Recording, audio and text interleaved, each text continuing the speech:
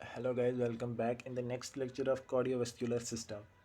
कल के लेक्चर में हमने देखा था, हमने कल जो पढ़ा था वो हमने ब्लड वेसल्स पढ़ा था, जिसमें हमने जनरल इंट्रोडक्शन लिया था। आज हम मेनली आर्टरीज़ पढ़ेंगे और आर्टरीज़ का जो सबसे बड़ी आर्टरी जो होती है वो हमारा आयोटा होता है। आज हम आयोटा स्टार्ट करेंगे। तो आज हम जनरल लेक्चर आयोटा पे देंगे, फिर दूसरे लेक्चर में आगे ब्लड सप्लाई पढ़ेंगे हम। तो आज हम आयोटा की बात करते हैं। आयोटा क्या होता है? आयोटा हमारी सबसे बड़ी आर्टरी होती है, जो कि आपको पता है कहाँ से स्टार्ट होती है। हमारी लेफ्ट वेंट्रिकल से स्टार्ट होती है। जो हमारा लेफ्ट वेंट्रिकल है वहाँ से हमारा आयोटा निकलता है, वहाँ से हमारा आयोटा निकलता है। तो उसके बाद ये कहाँ जाता है? हमारे आयोटा, हमारे जो लेफ्ट वेंट्रिकल है वहाँ से शुरू होता है, फिर हमारी ऊपर आता है। फिर इसके पार्ट्स होते हैं। पार्ट्स में क्या क्या होता है? असेंडिंग आयोटा होता है। देखो, मैं आपको यहाँ पर बना के ऐसे ही बताता हूँ। ये मान लो हमारा हार्ट है। हार्ट के 4 चैम्बर होते हैं, ऐसे मान लो। तो यहाँ से ये शुरू होता है, फिर यहाँ से ऊपर आता है, फिर नीचे वापस जाना पड़ता है इसे। तो यहाँ से ये ऊपर आता है।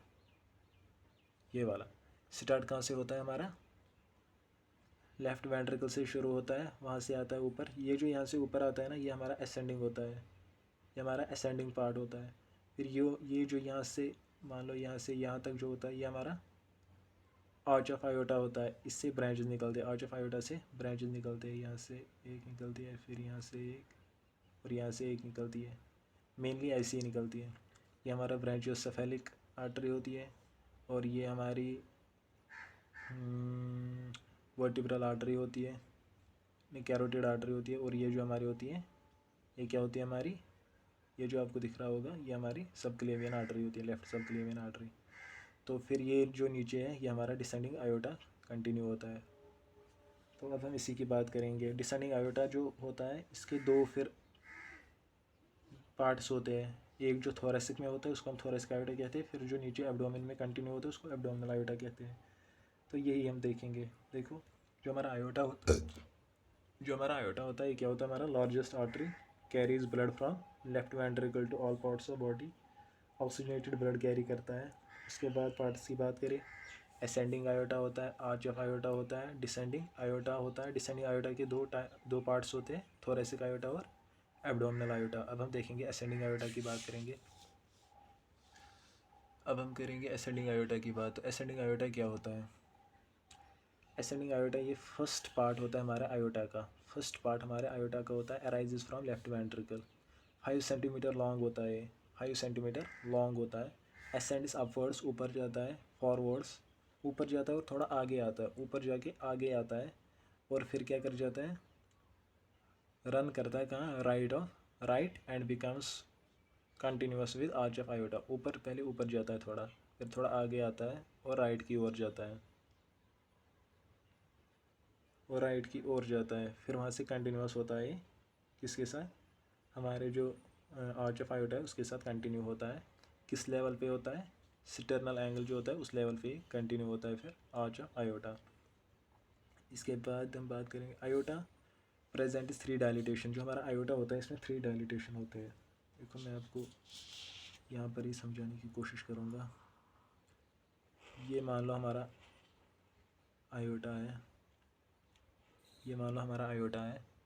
तो इसके 3 डायलिटेशंस होते हैं। डायलिटेशन मतलब ऐसे ऐसे होता है, 1 2 3, 3 डायलिटेशंस होते हैं इसमें। ये असल में क्या होते हैं? ये डायलिटेशन होते हैं, मतलब साइनस होते हैं। 3 होते हैं किसमें? हमारा जो असेंडिंग आयोटा है इसी में होते हैं। Iota presents 3 डायलिटेशंस।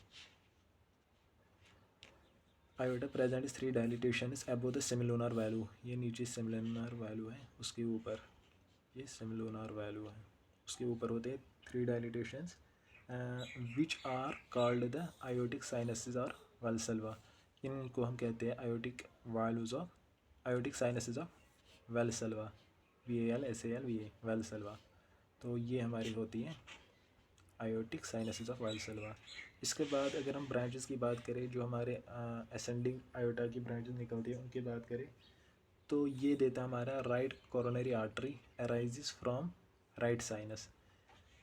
ये हमारा राइट साइनस होता है, इससे हमारा निकलता है लेफ्ट कोरोनरी आर्टरी, सॉरी नहीं, इससे निकलता है राइट कोरोनरी आर्टरी हमारे जो हमारा राइट साइनस होता है यहाँ से निकलता है। फिर जो लेफ़्ट साइनस होता है इससे लेफ़्ट कोरोनरी आर्टरी निकलती है।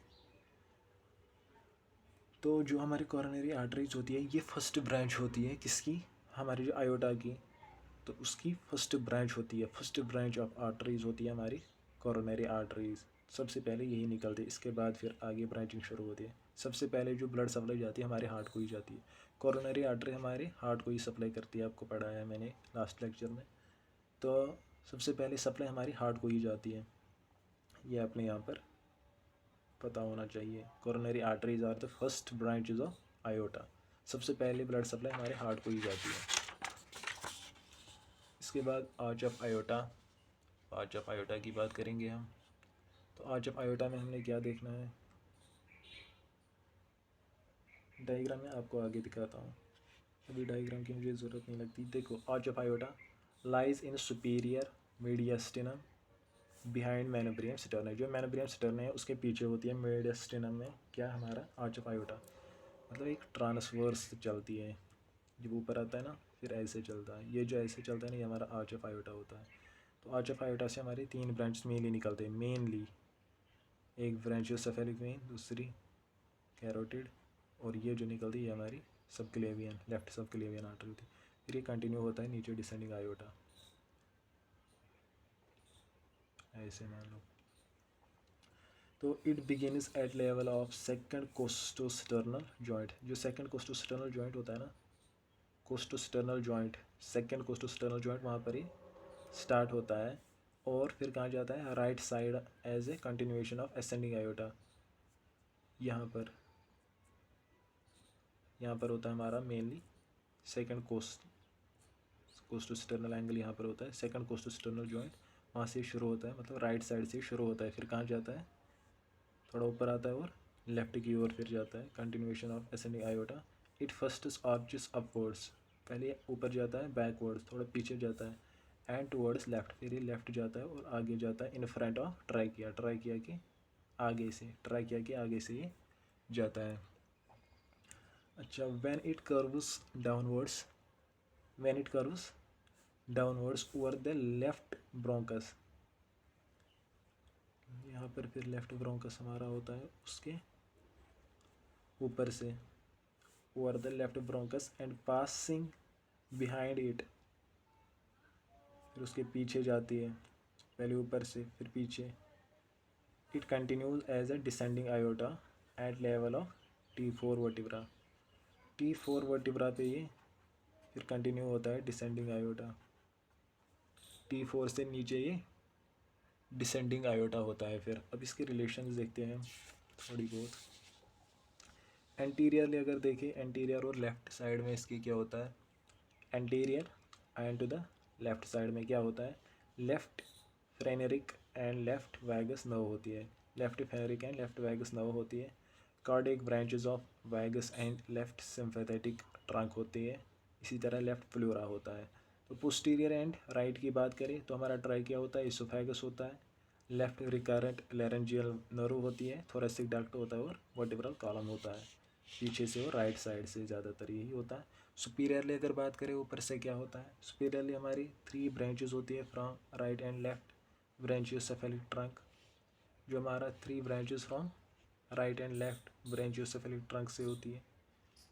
जो 3 ब्रांचेस होती है हमारी किसकी, हमारे जो आर्च ऑफ आयोटा, तो पहली वाली जो होती है ब्रांचियोसेफेलिक ट्रंक होती है, लेफ्ट कॉमन कैरोटिड आर्टरी होती है और लेफ्ट सबक्लेवियन आर्टरी, जो मैंने आपको यहाँ पर दिखाई, ये वाली पहली होती है, ये दूसरी और ये तीसरी। ये हमारी ब्रांचियोसेफेलिक ट्रंक, ये हमारा कॉमन कैरोटिड और ये हमारी लेफ्ट सबक्लेवियन आर्टरी होती है। तो नीचे से बात करें, नीचे से क्या होता है, इन्फीरियरली अगर हम देखें तो इन्फीरियरली क्या होता है, बाइफर्केशन ऑफ पल्मोनरी ट्रंक होता है। जो पल्मोनरी ट्रंक होता है उसकी बाइफर्केशन इसके नीचे से होती है। और लेफ्ट ब्रोंकस होता है। इसी तरह लिगामेंटम आर्टरियोसम होता है। लिगामेंटम आर्टरियोसम आपको पता नहीं है, आपको मैं चलो बता ही देता हूँ यहाँ पर। देखो लिगामेंटम आर्टरियोसम क्या होता है, लेकिन यहाँ पर नहीं बता सकता, उसके लिए हमने दूसरी डायग्राम चाहिए होगी। लिगामेंटम आर्टरियोसम क्या होता है, ये हमारे जो पल्मोनरी ट्रंक होता है और आयोटा होता है, उन दोनों के दरमियान स्टार्टिंग में कनेक्शन होता है, जो कि फंक्शनल होता है हमारे इन्फेंट्स में। वो फंक्शनल क्यों होता है, क्योंकि इन्फेंट्स में हमारा जो हार्ट होता है वो उतना स्ट्रांग नहीं होता है, उतना ज़्यादा काम नहीं करता, तो जो हमारा डीऑक्सीजनेटेड ब्लड है वो वहाँ पर ऑक्सीजनेटेड ब्लड के साथ मिल जाता है, मिक्सिंग अप ब्लड होती है, जिस वजह से हमारे हार्ट पे कम प्रेशर पड़ता है।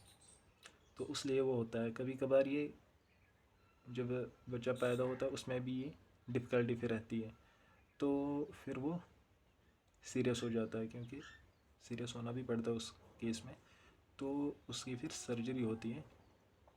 लेकिन जो ये वासा वेसोरम है ये फिर उसका रेमिनेटर रहता है, एडल्ट में फिर रेमिनेटर रहता है वासा आर्टरियोसम लिगामेंटम आर्टरियोसम। ये लिगामेंट जो होता है ये फिर क्या रहता है हमारा, मतलब ऐसे ही रेमिनेटर रहता है। तो और क्या होता है नीचे से, रिकरेंट लैरेंजिया नर्व होती है, रिकरेंट लैरेंजिया नर्व भी होती है इसके नीचे से। तो इसके बाद जो हमने देखना है, अब देखेंगे हम branches of arch of iota की। तो आर्च ऑफ आयोटा की क्या ब्रांच होते हैं, it gives rise to 3 main branches to supply the upper extremities and head neck. ये जो हमारे मेनली ये 3 ब्रांचेस देता है, जिनका काम क्या होता है, जो अपर एक्सट्रीमिटीज़ होते हैं, मतलब जैसे कि हमारा अपर लिम्ब होता है या हमारा नेक होता है, हेड होता है, उसको ब्लड सप्लाई यही 3 मेनली करते हैं। तो जिसमें क्या क्या आता है, पहला जो होता है ब्रैंकियो, ये ब्रैंचियो नहीं है, ब्रैंकियो सेफेलिक ट्रंक होता है, branchio cephalic trunk, branchio cephalic trunk होता है। दूसरा हमारा होता है लेफ़्ट कॉमन कैरोटिड आर्टरी। तीसरी जो होती है लेफ़्ट सबक्लेवियन आर्टरी होती है। तो लेफ़्ट सबक्लेवियन आर्टरी भी होती है। कभी कभार ये भी देते हैं, और भी ब्रांचेस होते हैं इसके, लेकिन ज़्यादातर वही 3 होते हैं, मेनली वही 3 होते हैं। ये भी हो सकते हैं, लेफ़्ट वर्टिब्रल आर्टरी होती है, इन्फीरियर थायराइड आर्टरी होती है, इंटरनल थोरेसिक आर्टरी होती है, या राइट सबक्लेवियन आर्टरी होती है। तो ये 4 भी हो सकती है, left vertebral artery, inferior thyroid artery, inferior thoracic artery, या राइट सबक्लेवियन आर्टरी होती है। इसके बाद जो हमारा कंटिन्यू होता है नीचे आर्च ऑफ आयोटा के बाद, वो हमारा डिसेंडिंग आयोटा होता है। डिसेंडिंग आयोटा के मैंने आपको बताया 2 पार्ट्स होते हैं, एक हमारा थोरेसिक आयोटा है, दूसरा जो है वो हमारा एब्डोमिनल आयोटा है। तो पहले हम देखेंगे डिसेंडिंग आयोटा के जनरल पॉइंट्स। ये कंटिन्यूएशन होता है आर्च ऑफ आयोटा का, डिविजिबल होता है इंटू 2 पार्ट्स, एक होता है थोरेसिक पार्ट, दूसरा होता है एब्डोमिनल पार्ट। अब हम देखेंगे थोरेसिक पार्ट। तेज़ हो रहा है, कोई बात नहीं। देखो अब हम बात करेंगे थोरेसिक आयोटा की। थोरेसिक आयोटा क्या होता है, थोरेसिक आयोटा जो होता है, अगर आपको तेज़ लग रहा है तो आप स्पीड थोड़ा कम कर सकते हैं। जो हमारा थोरेसिक पार्ट ऑफ आयोटा होता है लाइज इन पोस्टीरियर मेडिस्टेनम। पोस्टीरियर मेडिस्टेनम में होता है ये। Descends thoracic aorta, descending thoracic aorta begins on the left side of the lower border of the T4 vertebra। जो लोअर बॉर्डर होता है T4 वर्टिब्रा का, वहाँ से शुरू होता है नीचे की ओर हमारा thoracic aorta। तो thoracic aorta कहाँ पर शुरू होता है, जो लोअर बॉर्डर होता है T4 वर्टिब्रा का, वहाँ से शुरू होता है। It descends with the slight inclination to the right and terminates as the lower border of 12th thoracic vertebra। ये हमारे कहाँ जाता है, नीचे आता है, पहले स्लाइड इंक्लिनेशन, थोड़ा इंक्लिनेशन बनाता है, और उसके बाद ये इंक्लिनेशन कहाँ की ओर बनाता है, राइट की ओर, और फिर टर्मिनेट होता है lower border of T12 vertebra पे, lower border of T12 vertebra पे ये टर्मिनेट होता है। तो इसका डायमीटर अगर हम बात करें तो इसका डायमीटर 2 सेंटीमीटर होता है, 2 सेंटीमीटर इसका डायमीटर होता है, इतनी बड़ी होती है ये अब भी। तो रिलेशन की बात करें एंटीरियर लेकर, देखिए क्या होता है इसमें, अगर ऊपर से नीचे तक आते आते देखिए क्या होता है। पहले हमारा रूट ऑफ लेफ्ट लंग होता है। रूट ऑफ लेफ्ट लंग मैंने आपको पढ़ाया है। रूट ऑफ लेफ्ट लंग जिसमें हमारे ब्लड सप्लाई आती है, हमारे नर्व सप्लाई आती है, या हमारा ब्रोंकस होता है, प्राइमरी ब्रोंकस जो एंटर होता है हमारे लंग में, तो वो हमारा रूट ऑफ लंग बनाते हैं। यहाँ पर रूट ऑफ लेफ्ट लंग की बात कर रहे हैं हम, या इसके आगे से आ रही है हमारी जो थोरेसिक आयोटा है, उसके आगे से हमारे रूट ऑफ लेफ्ट लंग आते हैं। इसी तरह पेरिकार्डियम आता है, इसोफेगस आता है, और डायफ्राम आता है। मेनली ये चार आते हैं, root of left lung, pericardium, esophagus और डायफ्राम। इसके बाद पोस्टीरियरली बात करें, पीछे से क्या होता है पोस्टीरियरली। देखो पोस्टीरियरली क्या होता है, मेनली पोस्टीरियरली वर्टिब्रल कॉलम होता है और एजाइगस वेन होती है। वर्टिब्रल कॉलम और एजाइगस वेन। राइट साइड की बात करें तो हेमियाजाइगस वेन होती है और थोरेसिक डक्ट होता है। हेमियाजाइगस वेन और थोरेसिक डक्ट। इसी तरह लेफ्ट साइड की बात करें, प्लूरा होता है और लंग्स होते हैं। प्लूरा और लंग्स लेफ्ट साइड में होते हैं। तो ब्रांचेस की बात करते हैं हम इसकी जो ब्रांचेस है तो मैं आपको बता दूं। ब्रांचेस की बात करें, पहली जो ये ब्रांच देता है पोस्टीरियर इंटरकोस्टल आर्टरीज देता है, वो 9 पेयर्स देते हैं। 9 pairs from 3rd to 11th intercostal spaces में देते हैं। जो स्पेसिस होती है 3rd to 11th intercostal space, वहाँ पर ये 9 पेयर्स देते हैं। 9 पेयर्स देते हैं कौन, जो पोस्टीरियर इंटरकोस्टल आर्टरीज होते हैं ना, ये 9 पेयर्स होते हैं from 3rd to 11th intercostal spaces. तो पहली जो है वो हमारी पोस्टीरियर इंटरकोस्टल आर्टरीज है। दूसरी जो है सब कोस्टल आर्टरीज होती है। सब कोस्टल आर्टरी क्या होती है, ये 2 इन नंबर होती है। जो सब कोस्टल आर्टरीज है ये 2 होती है हमारे नंबर में, 2 होती है सब कोस्टल आर्टरी। ये पोस्टीरियर इंटरकोस्टल आर्टरी के बाद हमारी सब कोस्टल आर्टरी होती है। उसके बाद हमारी ब्रोंकियल आर्टरीज होती है। ब्रोंकियल आर्टरीज क्या है, ब्रोंकियल आर्टरी 2 होती है, एक लेफ्ट एक राइट, एक लेफ्ट एक राइट। तो ये हमारी ब्रोंकियल आर्टरी हुई। इसके बाद हमारी इसोफेजियल ब्रांचेस होती हैं। इसोफेजियल ब्रांच सप्लाई करते हैं 1/3 ऑफ इसोफेगस। जो इसोफेजियल ब्रांच है वो सप्लाई करता है 1/3 पार्ट ऑफ इसोफेगस को। इसके बाद हमारी पेरिकार्डियल ब्रांच होती है। पेरिकार्डियल ब्रांच के बाद हमारी मीडियास्टिनल ब्रांच होती है। फिर हमारी सुपीरियर फेनेरिक आर्टरीज होती है। तो ये इसके ब्रांचेज है, किसके, हमारे जो थोरेसिक आयोटा है उसकी ब्रांचेज है। ये पोस्टीरियर इंटरकोस्टल आर्टरी है, सब कोस्टल आर्टरी है, ब्रंकियल आर्टरी है, इसोफेजियल ब्रांचेज है, या इसी तरह पेरिकार्डियल ब्रांचेज है, मीडियास्टिनल ब्रांचेज है, सुपीरियर फेनेरिक आर्टरीज है। तो इसके बाद हम बात करेंगे लिगामेंटम आर्टरियोसा। मैंने आपको इसके बारे में थोड़ा सा बताया था, कोई नहीं यहाँ पर फिर बताता हूँ। लिगामेंटम आर्टरियोसम। लिगामेंटम आर्टरियोसम क्या होता है, it is a remnant of a short wide channel connecting the beginning of left pulmonary artery to the arch of aorta, to the arch of aorta. देखो मैंने आपको बताया था ये हमारे रेमिनेंट होता है। यहाँ पर तो ऐसी कोई डायग्राम है नहीं, चलो मैं आपको दिखाता हूँ, वेट करो। देखो तो गाइज ये हमारा हार्ट है, ये हमारा हार्ट है, ये आपको दिख रहा होगा, ये हमारा हार्ट है। ये अपेक्स पीछे से बेस होती है, और ये देखो ये जो है ये हमारा आयोटा होता है, ये हमारा आयोटा है। तो ये जो आपको दिख रहा है ये हमारा पल्मोनरी ट्रंक होता है। ये आपको यहाँ पर एक कनेक्शन लग रहा होगा आर्च ऑफ आयोटा और थोरेसिक ट्रंक के दरमियान। थोरेसिक नहीं, पल्मोनरी ट्रंक जो है इनके दरमियान ये आपको दिख रहा होगा यहाँ पर, ये ब्लू कलर से यहाँ पर मार्क किया हुआ। तो यही हमारा लिगामेंटम आर्टरियोसम होता है। इसका काम क्या होता है वो मैं आपको वहाँ पर बताता हूँ, और बताया भी है अगर आपको याद होगा तो। ये डायग्राम में मैंने आपको दिखाना था होता कहाँ पर है। ये हमारा आर्च ऑफ आयोटा और पल्मोनरी ट्रंक के बीच में होता है, इन दोनों को कनेक्ट करता है। तो it is remnant of a short wide channel connecting the beginning of left pulmonary artery to the arch of aorta. In fetal life, it conducts most blood from right ventricle to aorta.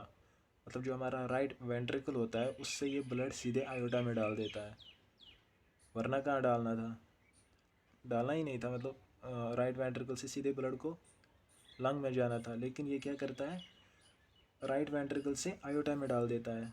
Because lungs are not functional. तो जो lungs होते हैं उस वक्त functional में नहीं होते, functioning में नहीं होते।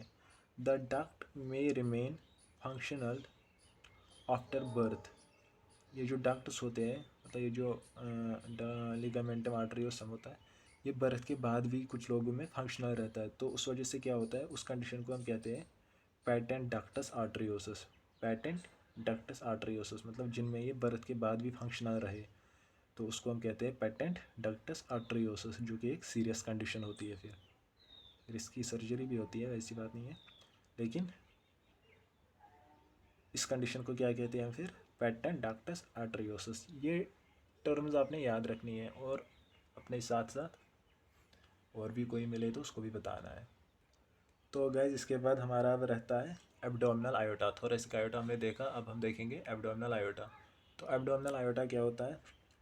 Abdominal iota is only life line of body below diaphragm.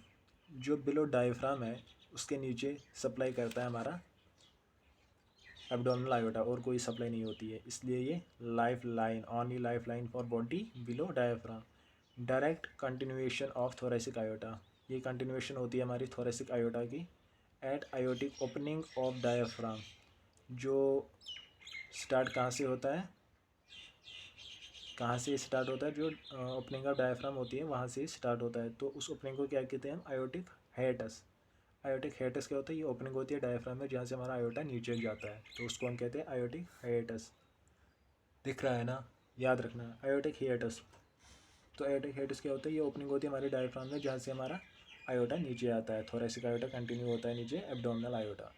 तो start at T12 vertebra, T12 vertebra से स्टार्ट होता है क्योंकि डायफ्राम भी हमारा T12 पे ही होता है, ये बात भी याद रखनी है। Andes by dividing into right and left common iliac artery. फिर ये आगे जाके, मतलब ऊपर थोरेसिक आयोटा था, अब एब्डोमिनल आयोटा है, फिर ये नीचे जाके ऐसे ब्रांच देता है, एक राइट एक लेफ्ट, इनको हम कहते हैं फिर इलिक, ये इलिक आर्टरी होती है। फिर ये आगे जाके दो दो देते हैं, तो वो हम नीचे देखेंगे, और यहाँ से एक कंटिन्यू देता है, वो भी मैं आपको लास्ट में बताऊंगा, अभी नहीं बताऊंगा। अच्छा, कॉमन इलिक आर्टरी देते थे at lower border of L4 vertebra पे, L4 वर्टिब्रा पे ये देते थे ब्रांचेस। इसके बाद इसका अगर हम कोरस देखें, कोरस मतलब कहाँ से कहाँ आती है, it descends downwards in front of vertebral column. Vertebral column के आगे से नीचे आती है on the left side of inferior vena cava. जो लेफ्ट साइड का वेना कावा होता है उसके इन्फीरियर से नीचे आते हैं, inferior to left vena cava, left side of inferior vena cava. जो वेना कावा है, इन्फीरियर वेना कावा, उसके लेफ्ट साइड से नीचे आते हैं। तो इसकी ब्रांचेस की अगर बात करें, इसके अगर हम ब्रांचेस की बात करें तो इसके अगर हम ब्रांचेस की बात करें, टोटल ब्रांच जो ये देता है 22 देता है, 22 ब्रांचेज टोटल देता है। कितने? 22 ब्रांचेस। कौन? हमारा एब्डोमिनल आयोटा 22 ब्रांचेस देता है। कुछ उनमें पेयर्ड होते हैं, कुछ अनपेयर्ड होते हैं, कुछ पेयर्ड होते हैं, कुछ अनपेयर्ड होते हैं। जो अनपेयर्ड होते हैं वो ज़्यादातर वेंट्रली होते हैं, जो अनपेयर्ड होते हैं वेंट्रली आगे वाले साइड में होते हैं। अपर 3 सप्लाईज गट, जो उसमें से वेंट्रल, जो वेंट्रल ब्रांचेज है उनमें से जो अपर 3 ब्रांचेज है, अपर अनपियर्ड 3 ब्रांचेज जो है वो सप्लाई करते हैं हमारे गट को, GIT ट्यूब को।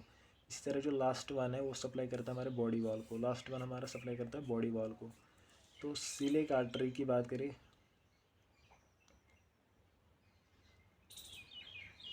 कोलिक आर्टरी की हम अगर बात करें तो कोलिक आर्टरी क्या होती है? Arises at T12 vertebra. Colic artery T12 vertebra पे स्टार्ट होती है।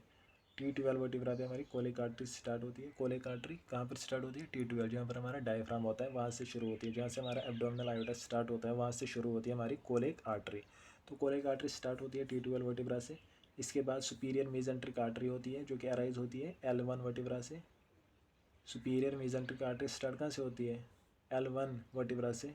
इसी तरह इन्फीरियर मेजेंट्रिक आर्टरी जो होती है वो L3 से अराइज होती है। कोलिक आर्टरी T12 वर्टिब्रा से start, superior mesenteric artery L1 से निकलती है, इसी तरह इन्फीरियर मेजेंट्रिक आर्टरी L3 से निकलती है। अब पियर्ड की बात करें, जो पियर्ड्स होते हैं अब उनकी बात करते हैं हम। Paired branches are divided into lateral branch. पहले लेटरल ब्रांच की बात करते हैं हम, जो लेटरल ब्रांच हैं उनकी बात करते हैं। लेटरल ब्रांच में क्या क्या होता है? हमारा इन्फीरियर फेनेरिक आर्टरी होती है। इन्फीरियर फेनेरिक आर्टरी सप्लाई करती है डायफ्राम को। जो इन्फीरियर फेनेरिक आर्टरी होती है, फेनेरिक मतलब मसल होती है, मसल ऑफ डायफ्राम, तो उसको ये सप्लाई करती है। इन्फीरियर फेनेरिक आर्टरी फेनेरिक को ही सप्लाई करती है, मतलब डायफ्राम को सप्लाई करती है। फेनेरिक हम डायफ्राम को भी कहते हैं। इन्फीरियर फेनेरिक आर्टरी डायफ्राम को सप्लाई करती है। मिडल सुप्रारेनल आर्टरी सप्लाई करती है हमारे एड्रिनल ग्लैंड को। मिडल सुप्रारेनल आर्टरी किसको सप्लाई करती है? सुप्रारेनल हम एड्रिनल ग्लैंड को ही कहते हैं। मिडल सुप्रारेनल आर्टरी किसको सप्लाई करती है, हमारे एड्रेनल ग्लैंड को। इसी तरह जो हमारी रेनल आर्टरी होती है, रेनल आर्टरी किसको सप्लाई करती है, हमारे किडनी को करती है। रेनल आर्टरी किडनी को सप्लाई करती है, रेनल मतलब kidney. Gonadal artery, gonadal artery testicular artery होती है मेल में, टेस्टिक्युलर आर्टरी होती है मेल में, और ओवेरियन आर्टरी होती है फीमेल में। टेस्टिक्युलर आर्टरी की बात हो तो मेल है, ओवेरियन आर्टरी है तो फीमेल में होगी, मतलब जनरली गोनेडल आर्टरी हम इसको कहते हैं। और इसके बाद हम देखेंगे डॉर्सोलेटरल ब्रांचेस, अगर हम बात करें इसके बाद डॉर्सोलेटरल ब्रांचेस की बात करें। डॉर्सोलेटरल ब्रांच में क्या क्या होता है, डॉर्सोलेटरल जो ब्रांच होते हैं, डॉर्सोलेटरल ब्रांच में 4 पेयर्स ऑफ लंबर आर्टरीज होती है, 4 पेयर्स ऑफ लंबर आर्टरीज। ये डॉर्सोलेटरल मतलब पीछे और लेटरल साइड में होते हैं, 4 पेयर्स ऑफ लंबर आर्टरीज होती है। इसी तरह टर्मिनल ब्रांचेस की बात करें, टर्मिनल ब्रांच में हमारा लेफ्ट और राइट कॉमन इलिक आर्टरी होती है, कॉमन इलिक आर्टरी। और बीच में मतलब जब ये वहाँ पर पहुँचता है ऐसे, ये राइट इलिक आर्टरी, ये लेफ्ट इलिक आर्टरी, बीच में एक अनपेयर्ड कंटिन्यूएशन होती है हमारी एब्डोमिनल आयोटा की, वो उसी की बात कर रहा हूँ मैं। An unpaired median sacral artery, ये हमारा मीडियन सैक्रल आर्टरी होता है। मीडियन आपको दिख ही नहीं रहा है, सैक्रल आर्टरी, देखो मीडियन सैक्रल आर्टरी, ये जो बीच में होती है ना, ये अनपेयर्ड होती है। ये तो हमारा राइट सिलिक आर्टरी है, इलिक आर्टरी है, ये हमारे लेफ्ट इलिक आर्टरी है ये वाली, तो बीच में ये अनपेयर्ड है, इसको हम कहते हैं मीडियन सैक्रल आर्टरी। उसी की बात में यहाँ पर कह रहा था, an unpaired median sacral artery is the one which is the direct continuation of primitive aorta. ये जो ऊपर से आयोटा आ रहा था, ये सीधे उसी से नीचे जा रहे हैं, तो यहाँ पर मतलब ये डायरेक्ट कंटिन्यूएशन है आयोटा की, एब्डोमिनल आयोटा की। ये था हमारा आज का टॉपिक। अब मैं इसकी डायग्राम आपको दिखाता हूँ, ज़बरदस्त डायग्राम है, मज़ा आएगा। ये देखो गाइस, ये मैंने डायग्राम इसकी बनाई है, वाह, ये इसकी डायग्राम मैंने बनाई है, देखो क्या ज़बरदस्त है। चलो अब हम बात करते हैं, इसमें मैंने अलग अलग पार्ट को अलग अलग ना मतलब कलर से बनाया है। पहला जो रेड पार्ट है, ये हमारा आयोटा होता है, ये हमारा पूरा आयोटा है, तो ये असेंडिंग आयोटा होता है, ये हमारा आर्च ऑफ आयोटा है, ये फिर डिसेंडिंग आयोटा है, फिर यहाँ से थोरेसिक आयोटा, फिर एब्डोमिनल आयोटा नीचे। तो हम अलग अलग की अलग अलग बात करते हैं। देखो पहले हमने बात की थी, हमारा जो असेंडिंग आयोटा होता है, असेंडिंग आयोटा से हमारे 2 ब्रांचेस निकलते हैं। असेंडिंग आयोटा जो है, इससे हमारे 2 ब्रांचेस निकलते हैं। पहला जो निकलता था वो है राइट कैरोटिड आर्टरी, और दूसरे हैं लेफ्ट कैरोटिड आर्टरी, 2 ब्रांचेस निकलते थे असेंडिंग आयोटा से। उसके बाद ऊपर आए, आर्च ऑफ आयोटा कंटिन्यू हुआ, आर्च ऑफ आयोटा से क्या निकलता है हमारा, ये देखो, ये है हमारी ब्रांचियोसेफेलिक आर्टरी, ब्रांचियोसेफेलिक आर्टरी जा रही है, फिर ब्रांचियोसेफेलिक आर्टरी आगे जाके डिवाइड करती है। एक हमारा निकलता है राइट सबक्लेवियन आर्टरी, दूसरा हमारा जाता है राइट कॉमन कैरोटिड आर्टरी। इसी तरह जब दूसरी ब्रांच देखें तो हमारी left common carotid artery direct निकलती है कहाँ से, आर्च ऑफ आयोटा से। जो राइट कॉमन कैरोटिड आर्टरी है वो ब्रांकियोसेफेलिक का ब्रांच है, लेकिन यहाँ पर जो लेफ्ट कॉमन कैरोटिड आर्टरी है वो डायरेक्ट ब्रांच है किससे, आर्च ऑफ आयोटा से। इसी तरह उसके बाद लेफ्ट सबक्लेवियन आर्टरी भी निकलती है डायरेक्ट किससे, हमारे ब्रांच ऑफ आयोटा से ही।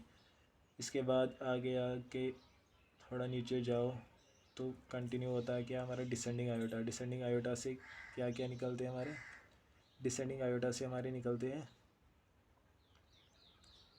कौन से ब्रांच, अरे डिसेंडिंग आयोटा से हमारे पोस्टीरियर इंटरकोस्टल आर्टरीज भी निकलती है 3, ये देखो, ये फिर थोरेसिक से ही कंटिन्यू होता है डिसेंडिंग आयोटा। डिसेंडिंग आयोटा यार ये यहाँ से नीचे तक होता है, ये सब नीचे तक डिसेंडिंग आयोटा ही तो है। अब ये यहाँ से यहाँ तक ये डिवाइड होता है किससे, ये वाला हमारे थोरेसिक आयोटा है, ये वाला थोरेसिक आयोटा है, इतना दिखाया है मैंने यार। थोरेसिक आयोटा में आप ब्रांचेस देखते हैं, देखो पहले ये है वेंट्रल ब्रांचेस, ये जो डॉट्स मैंने दिखाए ये हमारे वेंट्रल ब्रांचेस हैं। ये वेंट्रल ब्रांच हैं, डॉट दिख रहे हैं ना, ये वाले, ये हमारे वेंट्रल ब्रांचेस, और ये हमारे लेटरल पोस्टीरियर लेटरल आपको दिख रहे होंगे, या लेटरल, ये लेटरल होते हैं, ये पोस्टीरियर लेटरल होते हैं, ये लेटरल है, ये पोस्टीरियर लेटरल है। अब इनके नाम देखते हैं। देखो ये जो यहाँ पर वर्टिब्रल आर्टरी है, वर्टिब्रल नहीं, वेंट्रल आर्टरी जो है, इनको हम कहते हैं लेफ्ट ब्रोंकल आर्टरी। पहली दो है लेफ्ट ब्रोंकल आर्टरी है।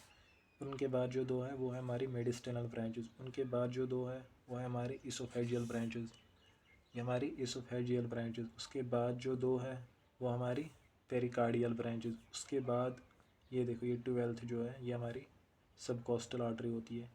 11th से लेकर 3 से लेकर 11th तक क्या होती है हमारी पोस्टीरियर इंटरकोस्टल आर्टरीज होती है। ये मैंने आपको बताया था, 3rd से लेकर 11th तक हमारी पोस्टीरियर इंटरकोस्टल आर्टरी होती है। इसी तरह जो हमारी 12th होती है ये हमारी सबकोस्टल आर्टरी होती है।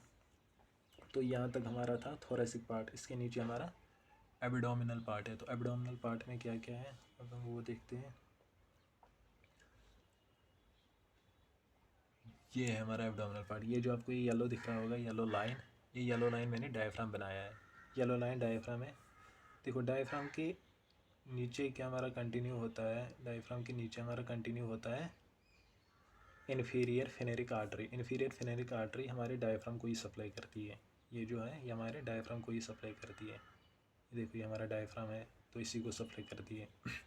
उसके बाद ये वेंट्रल ट्रैक निकल रहा है जिसको हम सिलेक्ट ट्रंक कहते हैं। सिलेक्ट ट्रंक निकलता है ये वाला, ये भी वेंट्रली निकलता है तो सिलेक्ट ट्रंक। उसके बाद दूसरी भी वेंट्रली निकलती है सुपीरियर मीजेंट्रिक आर्टरी। सुपीरियर मीजेंट्रिक आर्टरी भी वेंट्रली निकलती है। उसके बाद नीचे निकल रहा है हमारा इन्फीरियर मीजेंट्रिक आर्टरी, ये भी वेंट्रली निकलता है।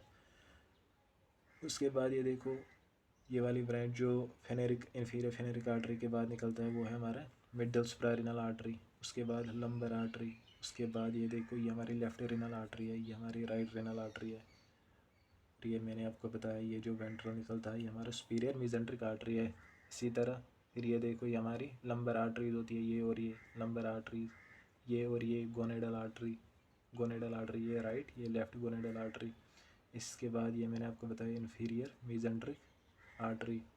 उसके बाद आगे जाके ये डिवाइड होता है लेफ़्ट और राइट में। Left elec artery, left elec artery, right elec artery, ये कॉमन इलेक आर्टरी होती है।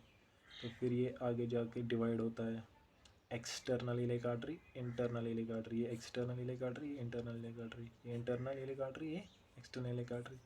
फिर ये कंटिन्यूएशन नीचे होती है जो हमारा मीडियन सैक्रल आर्टरी होती है, मीडियन सैक्रल आर्टरी। तो ये था इसका डायग्राम आज का लेक्चर। मुझे तो मज़ा आया, आपको पता नहीं, क्योंकि ज़्यादा मज़ा मुझे डायग्राम बनाते हुए आया था। क्या फीलिंग आ रही थी, क्या सही में था ये। देखो मतलब सब कुछ कंप्लीट होता है डायग्राम देखने से। जितना हमने पढ़ा ना तब से सारा इस डायग्राम में समेटा हुआ है सारा।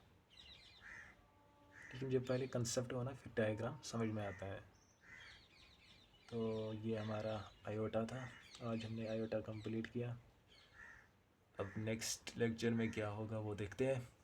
तो thanks guys for watching videos, have a nice day.